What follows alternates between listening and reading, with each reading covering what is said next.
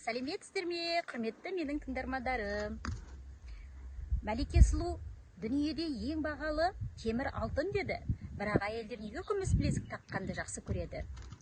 Әбілда, оның сыры былай деді. Адам ата жерге түскен соң қарны ашты. Жұмақтағы дайын ас мұнда жоқ еді. Жебірейіл періште адам атаға құнарлы жеміспен жидектен адалас пісіріп жеуді үйретті. Кейіннен адам ата мен Хауа ана ақыры табысқан соң ері алысқа аңға шығып азға келуге мәжбүр болды. Адам ата қазан асып ауқат пісіруді енді жан-жарына үйрете бастады. Сол кезде барлық ас ауқат Тәңірге арыз айтты. Уа жасаған ием, мына әйел бөпесінің дәреттеген жайлықтарын тазалайды, сосын кір жуған қолмен бізді ұстап былғайды. Біз адал қалпымызда адамзатқа қызмет еткіміз келеді. Уа Тәңірім, өзің бір шарасын қыл деп зар иледі.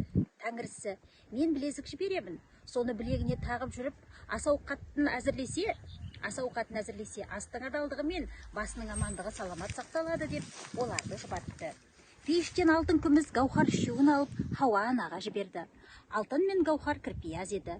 Олар бізді білегіне тағып, сәбиінің кір жайылғына салмақшы ма? Бізді былғайды, оған көнбейміз деді де, гауһар суға секірді, алтын тау мен тастың қойнауына кіріп кетті. Ал күміс кішіпейіл еді. Ол Алланың халифасында адал қызмет етуді мәртебе санады. Әйелдің білегіне сән бітіріп қала берді. Алтынның тасқа бітетіні, гауһардың су түбінде жататын себебі осыдан екен. Ал күміс барша зиянды заттан қорғайтын қасиетке ие болыпты. Содан бастап алтынды сәнге,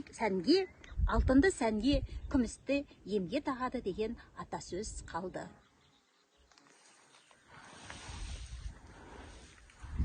Не?